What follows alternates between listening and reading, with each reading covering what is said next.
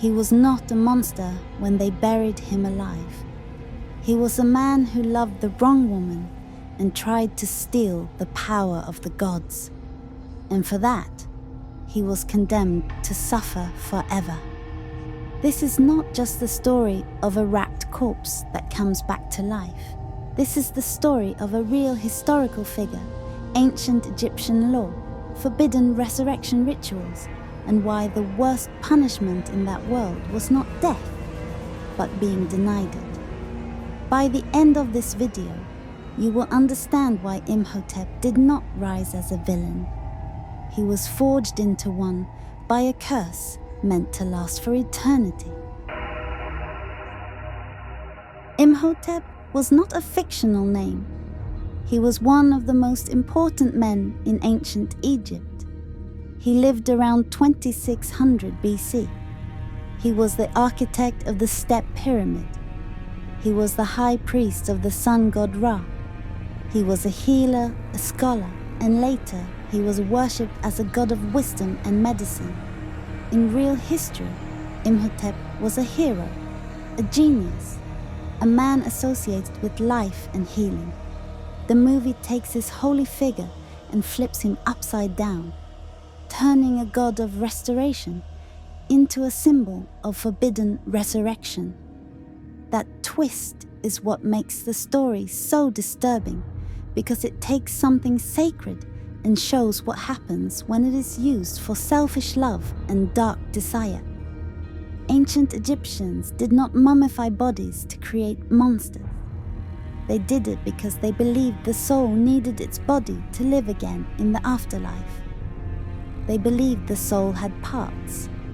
One part needed food, one part could travel, one part needed a body to return to. If the body rotted, the soul would be lost forever.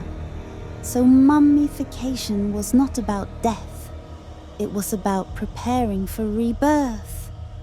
A mummy was never meant to walk the earth again.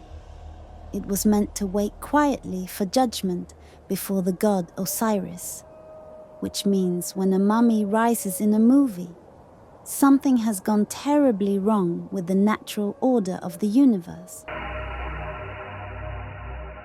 In The Mummy, Imhotep commits the ultimate sin. He tries to bring the dead back to life. In Egyptian belief, only the gods could do this. Isis brought Osiris back from death, using divine magic. No human was allowed to touch that power.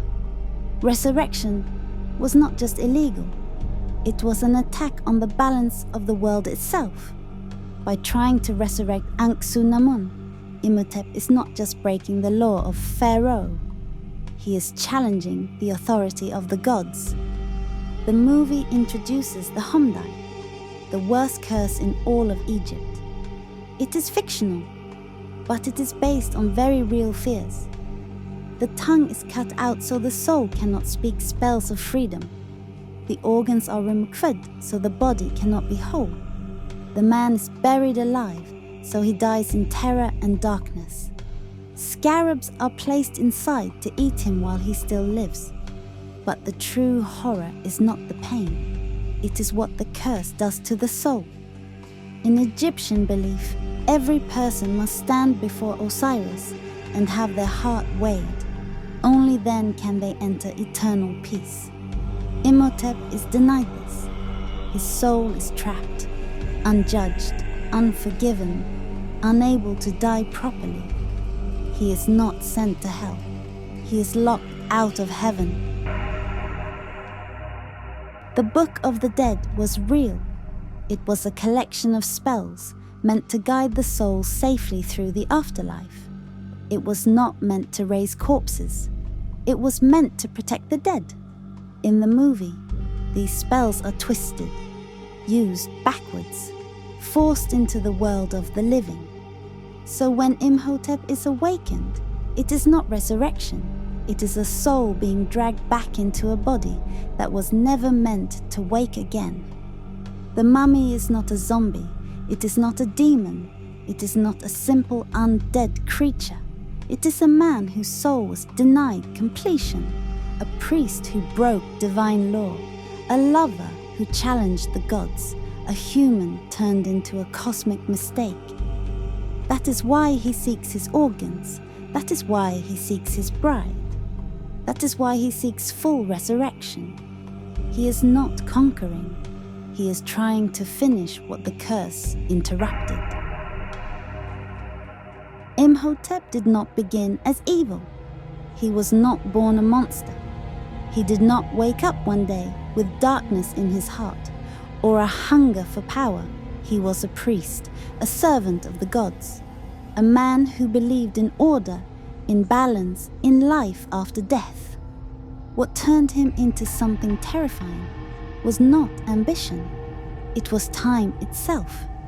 Imagine being conscious for thousands of years, not sleeping, not dreaming, not drifting into nothing, just thinking, remembering, replaying the same memories again and again, like a broken record that can never stop. The moment your heart stopped, the moment the curse was spoken, the moment the stone sealed shut and the light vanished forever, buried alive, left to die in the dark, and then forced to keep existing, unable to die, unable to rest, unable to be judged, unable to move on. In the ancient Egyptian world, death was not the end. Death was a journey, a trial, a weighing of the heart, a chance to stand before Osiris and be forgiven, or punished, or finally allowed peace. Imhotep was denied all of that. His soul never stood in the hall of judgment. His heart was never weighed against the feather of truth. He was never allowed to know whether he was damned or saved. He was simply suspended. So his mind stayed trapped in the last storm of emotion he ever felt. Love for Anck-Su-Namun, fear of the curse, rage at the gods, regret for the choice he could never take back. Century after century, those emotions had nowhere to go. They could not fade. They could not heal. They could not be forgiven. They could only rot and grow heavier and darker. That is not a villain origin.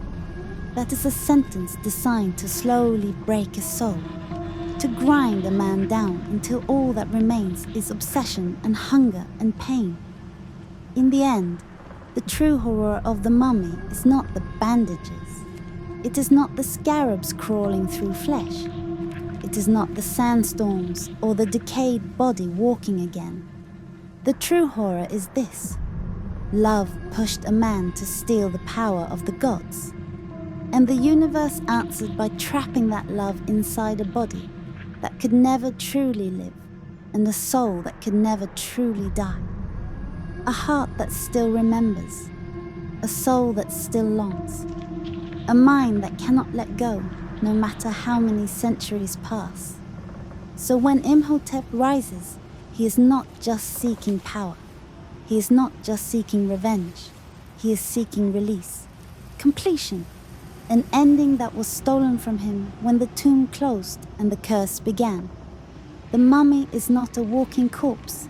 It is a soul caught between worlds, a priest who tried to touch the divine, a lover who refused to accept loss, a human being reshaped by the most merciless sentence ever imagined. Not death, not hell, but eternity, without forgiveness.